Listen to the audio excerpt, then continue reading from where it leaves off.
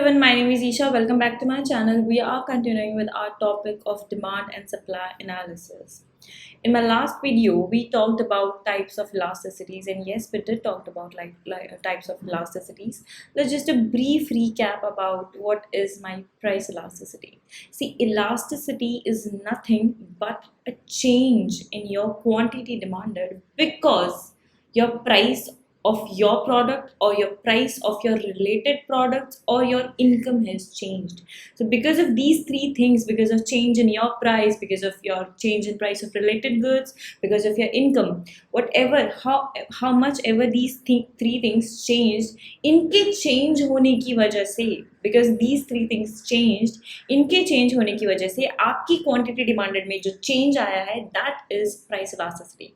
I can say it is nothing but percentage change in quantity demanded due to percentage change in your price or maybe your price of related goods or your income. This is my price elasticity. So we know that price elasticities are of 5 types, we can say. So first is when my elasticity is equal to 1. When I'm saying my elasticity is equal to 1, that means if my price change by 1%, my QDX will fall, change by 1%. If my price is increasing by 1%, my QDX will fall by 1%. If my price is increasing by 2%, my QDX will fall by 2%. If it is 10%, then 10%. So this is unitary. जितना price change करेगा उतनी ही quantity demanded change होगी. This is called as unitary elastic demand. जितना price ने change किया उतनी ही मेरी quantity demanded change हो जाएंगी. Second is our elastic demand. Elastic demand is nothing but when my elasticity is more than 1. When I'm saying my price elasticity is more than 1, matlab if my price is changing by 1%, my QDX will change by more than 1%. More than 1%. ये let's say 1% से change होगा तो ये 1.5 या 2 या 10 whatever, लेकिन 1% से ज़्यादा से change होगी. Normally इसका graph कैसा होगा? More or less like this. If my price is this much and my quantity demanded is this much, if my price is increasing, let's say it's just increased 1% यहाँ पे, my quantity demanded change was more. ये थोड़ा change है, ये ज़्यादा change है. मतलब price ने तो 1% increase किया, but my quantity demanded changed by 1.5%. I can say the graph is like this. मतलब it will have a steeper slope. Okay, so this is my elasticity. When I'm saying my demand is elastic. This usually happens with luxury goods. And you can say that अगर AC के price बढ़ जाएंगे तो obviously ना कौन AC खरीदने वाला है. हम लोग वेट करेंगे किसका कि भाई प्राइस कब गिरे. जब प्राइस गिरेंगे हम AC खरीदेंगे. अभी तो नहीं खरीदेंगे. क्यों? क्योंकि प्राइस बढ़ चुके हैं. प्राइस थोड़े से इंक्रीज होंगे, क्वांटिटी डिमांडेड बहुत ज़्यादा चेंज हो जाएगी. नाउ आई विल वेट कि भाई ऑफ सीजन में खरीदेंगे, अभी नहीं खरीदना भाई, प्राइस बहुत ज़्यादा हो रहे हैं, क्वांटिटी डिमांडेड बहुत ज़्यादा चेंज हो जाएगी. या फिर जिन गुड्स के बहुत सारे सब्सटीट्यूट्स होते हैं, जिनके गुड्स के बहुत सारे सब्सटीट्यूट्स होते हैं, अगर वो अपना प्राइस इंक्रीज कर देंगे उनकी क्वांटिटी डिमांडेड ज़्यादा चेंज आएगी. वाई? जस्ट एग्जाम्पल, लेज ने अगर प्राइस अपना 10 रुपीज़ से 12 कर दिया तो मैं क्यों खाऊंगी भाई लेज, जब मुझे 10 रुपये में बालाजी का वही फ्लेवर मिल रहा है, हल्दीराम का वही फ्लेवर मिल रहा है, तो मैं क्यों खाऊंगी लेज का 12 रुपये देके? ऑब्वियसली नहीं खाऊंगी. मतलब लेज ने तो बेचारे ने अपना प्राइस 1% से इंक्रीज किया, उसकी क्वांटिटी डिमांडेड ज़्यादा % से डिक्रीज हो जाएंगी. This is called elastic demand. Another type of demand is inelastic demand. Can I say it will be like this? If my price is here and my quantity demanded is this much, if my price is increasing by let's say whatever % and my quantity demanded is not changing that much, वो इतना change नहीं आ रहा, मतलब my price is changing by 1%, but my QDX, my quantity demanded is not changing by 1%, it is changing by less than 1%, can be 0.5, can be 0.2, can be 0.8, whatever, but less than 1%. मतलब price ज़्यादा बढ़ेगा या ज़्यादा घटेगा, QDX में उतना fall या increase नहीं आएगा. प्राइस 1% से बढ़ेगा, QDX 1% से कम से गिरेगी. प्राइस 1% से गिरेगा, QDX बहुत कम बढ़ेगी. Price quantity demanded will not change exactly और as proportional to my price change. कम चेंज होगी. Price is changing by 1%, QDX will change by less than 1%. These are called inelastic demand and it is usually for essential products. Example, salt. अब अगर salt के price बढ़ जाएंगे तो क्या मैं नमक थोड़ी ना खाना बंद कर दूंगी? मैं तो नमक खाती हूँ, नमक खाऊंगी, सब्जियों में नमक तो डलेगा ही, नमक थोड़ी ना खाना बंद कर देंगे. तो क्वांटिटी डिमांडेड में बहुत थोड़ा सा चेंज आएगा, ज़्यादा चेंज नहीं आएगा.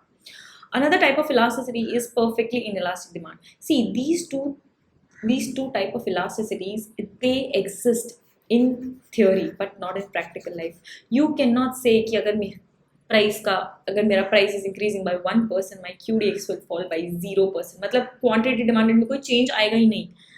This will be the graph.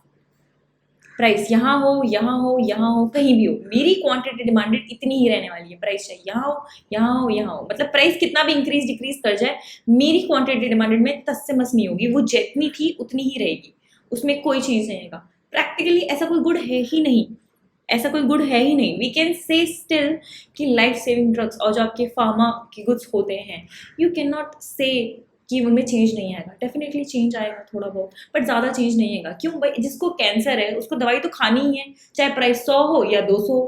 लेकिन मैं ये भी कह सकती हूँ कि अगर भाई कोई गरीब आदमी है तो वो थोड़ी ना दवाई खाएगा. जब प्राइस 100 से 200 हो जाएगा, वो बोलेगा चलो भाई एक टैबलेट की जगह 2 खा लूंगा, सॉरी एक की जगह पहले 2 खाता था, अब उसकी जगह 1 टैबलेट खाऊंगा दिन में, या फिर नहीं खाऊंगा, इससे बेटर तो मर ही जाओ 200 रुपये देने से. तो भाई गरीब लोग थोड़ा ना अफोर्ड कर पाएंगे ज़्यादा महंगी, अगर उनको कैंसर है तो ज़्यादा महंगी कैंसर ट्रीटमेंट नहीं कर पाएंगे. क्या करेंगे वो बेचारे? नहीं खाएंगे. तो क्वांटिटी डिमांड में चेंज तो आएगा definitely. That is why I am saying कि this type of demand curve does not exist in practical life. Theory में for simplistic reasons we are explaining it. So this is a demand curve where whatever my price be, कितना भी change आ जाए, ऊपर नीचे आगे पीछे कहीं भी, मेरी क्वांटिटी डिमांडेड में कोई चेंज आएगा ही नहीं. This is why that is called perfectly inelastic demand. Perfectly कुछ है ही नहीं change. Another type of elasticity is when I'm saying my price elasticity is perfectly elastic. मतलब जो भी क्वांटिटी डिमांडेड है, चाहे ये हो, चाहे ये हो, चाहे ये हो, चाहे ये हो, जितनी भी हैं वो इसी प्राइस पे हैं, इसी प्राइस पे.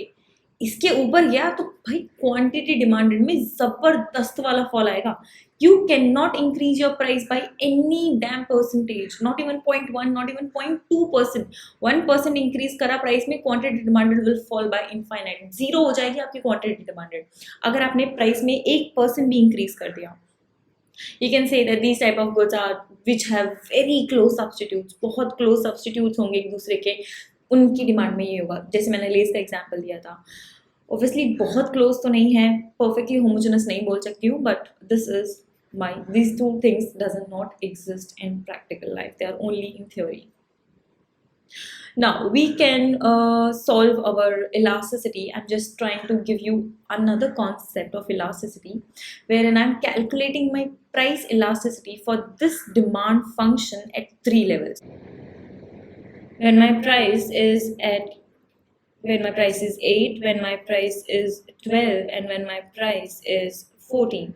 So I'm going to calculate my elasticities at 3 level.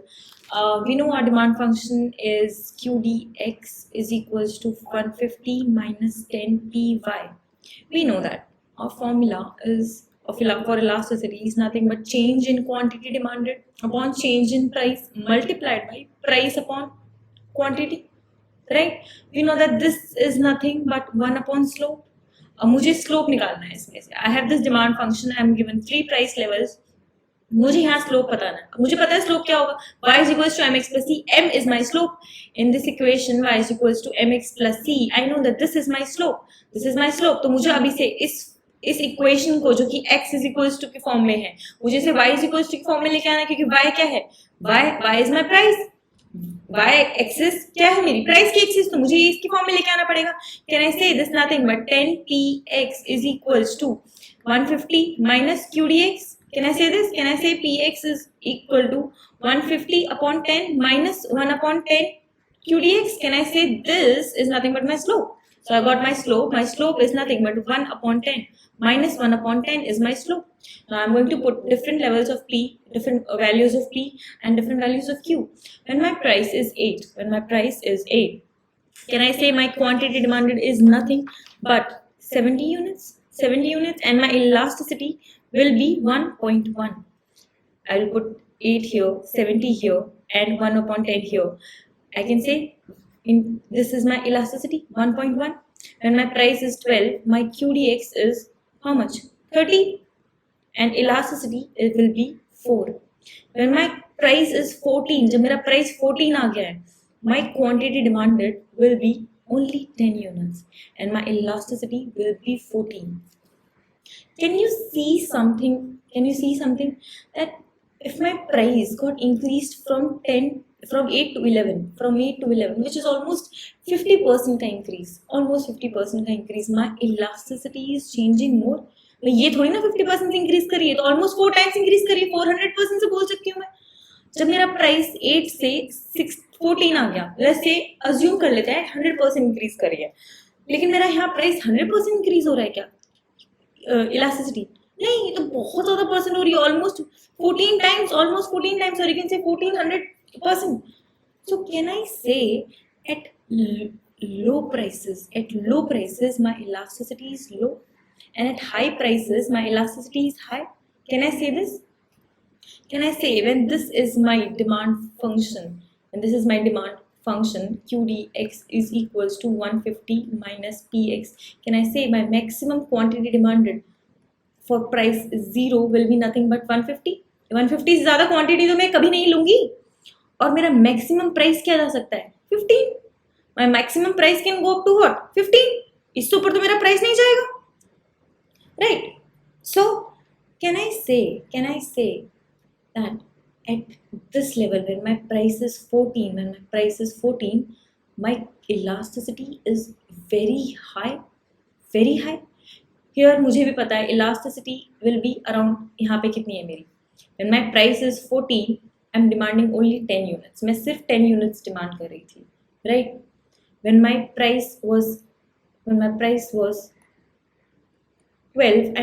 my elasticity, I'm demanding only 30 units. When my price was 14, I'm demanding 10 units, right? So can I say when my price is 12,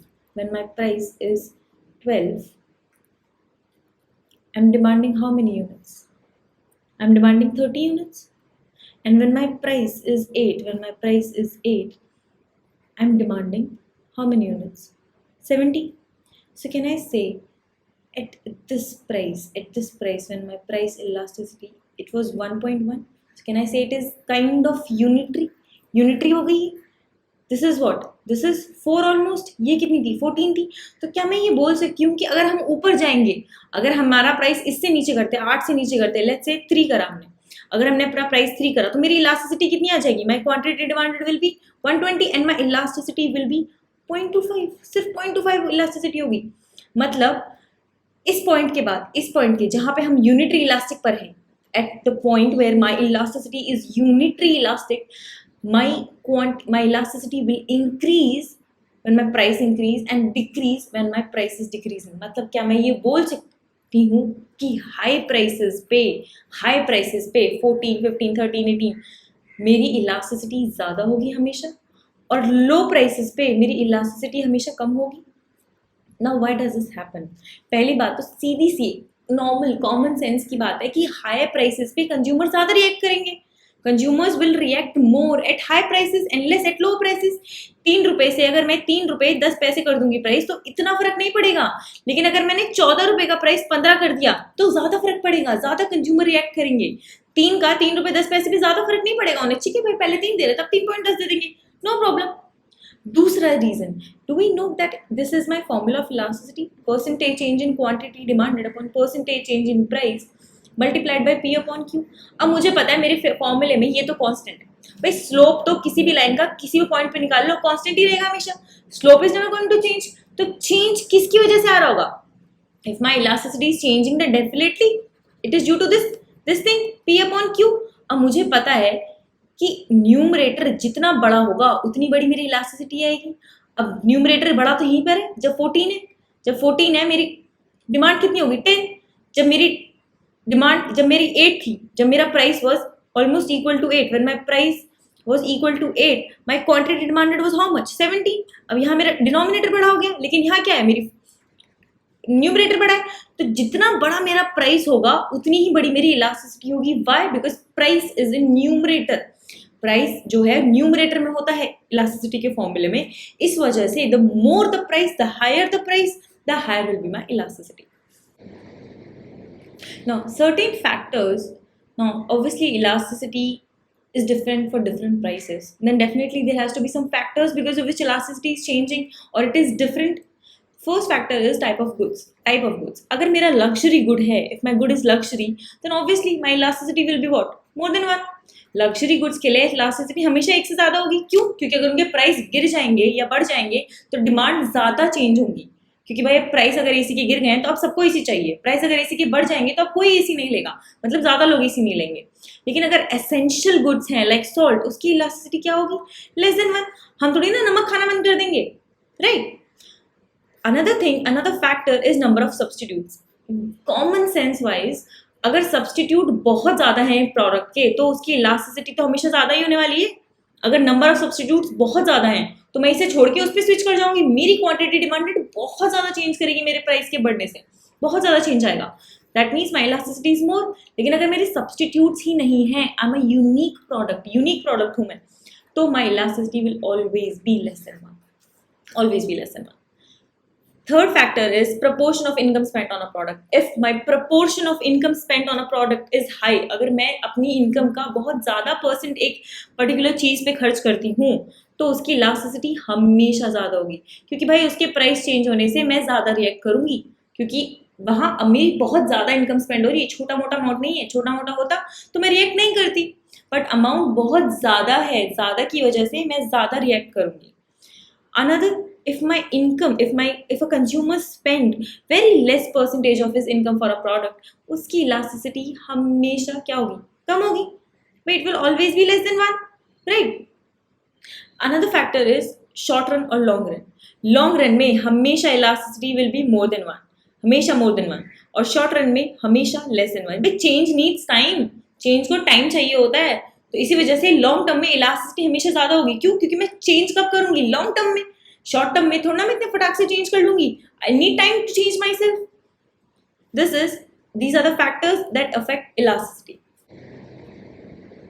Now the real reason we are talking so much about elasticity is because we as a company, for a company, you need to understand that total revenue is nothing but price multiplied by quantity. भाई total revenue is nothing but price multiplied by quantity. कि जितना price है उतनी quantity मैं बेच रही हूँ, this is the total revenue for company. यही तो टोटल रेवेन्यू होगा, यही तो सेल्स है हमारी कंपनी की. This is my total revenue. Every company aims to achieve high and high in terms of sales. वो चाहता क्या है? हर कंपनी क्या चाहेगी कि उसका टोटल रेवेन्यू क्या हो? बहुत ज्यादा और इंक्रीज करता रहे. No company wants to decrease the total revenue. सब कंपनियों को अपना टोटल रेवेन्यू इंक्रीज ही करना है, यही अल्टीमेट एम होता है सारी कंपनियों का. So there are basically two ways with which a person or an analyst can suggest a company to how to increase their total revenue. My aim is simply to increase my total revenue. I can do it in two ways. Either I will increase my price or I will decrease my price. Make sure कि जब मैं अपना price increase कर रही हूँ मैं क्या चाहती हूँ कि मेरी क्वांटिटी डिमांडेड में इतना चेंज ना आए. वो फॉल तो करेंगी, मुझे पता है. प्राइस इंक्रीज कर रही हूँ मैं तो मुझे पता है ये फॉल करेंगी, but I want that fall to be less than what percentage my price is increasing. Let's say I am increasing it by 10%, I am increasing the price of my product by 10%, but I want my quantity demanded to fall by less than 10%. कि भाई QDX में 10% का fall ना आए, ना ज़्यादा का, obviously कम का आना चाहिए. तभी मेरा प्राइस इंक्रीज वाला स्ट्रैटेजी सक्सेसफुल होगी. जब मेरी QDX में उतना फॉल नहीं आएगा जितना मेरा प्राइस में इंक्रीज हुआ है. That means when I'm increasing my price, I have to ensure that my product has an elasticity of what? Of less than 1. Right? मेरी प्रोडक्ट की इलास्टिसिटी कम होनी चाहिए because I want my QDX to fall by less than 1%. कि मेरा price तो 1% से बढ़े लेकिन मेरी क्वांटिटी डिमांडेड 1% से कम से गिरे, 1% ना गिरे, 1% से कम गिरे. Another was when I decreasing my price. मैं अपना प्राइस डिक्रीज कर रही हूँ. भाई सीधी सी बात है, अगर मैं अपना प्राइस डिक्रीज कर रही हूँ तो मेरी क्वांटिटी डिमांडेड क्या होंगी, इंक्रीज होंगी। But when I am decreasing my price, what I want कि मैं प्राइस तो डिक्रीज करूँ 1% से, लेकिन मेरी क्वांटिटी डिमांडेड 2% से बढ़े, एक नहीं, 2 या फिर 3 या फिर 4 या फिर 5, मतलब ज्यादा, एक से ज्यादा मैं प्राइस 1% से डिक्रीज करूं और मेरी क्वांटिटी डिमांडेड 1% से ज्यादा से बढ़े। ये कौन से प्रोडक्ट्स के लिए हो सकती है, उन्हीं प्रोडक्ट्स के लिए जिनका इलास्टिसिटी इज मोर देन 1। जिनकी इलास्टिसिटी इज मोर देन 1, उन्हीं के तो प्रोडक्ट्स का प्राइस में अगर 1% का चेंज आएगा तो उनकी क्वांटिटी डिमांडेड में ज्यादा का चेंज आएगा, right? So these are the types of elasticities. These are the how we use our elasticity and we compare our product elasticity कि मुझे पता है मेरे product की elasticity क्या है, तो मेरे product की elasticity is more than 1, then I cannot afford to increase the price, क्योंकि अगर मैंने price increase करा, my QDX will fall by more than what I have increased my price, whatever the increase in my price percentage is. Let's say if I increase my price by 5%, my QDX will fall by more than 5%. These are the two pricing decisions. Thanks for watching my video. If you like my video, please don't forget to like my channel, hit the subscribe button. Thank you so much.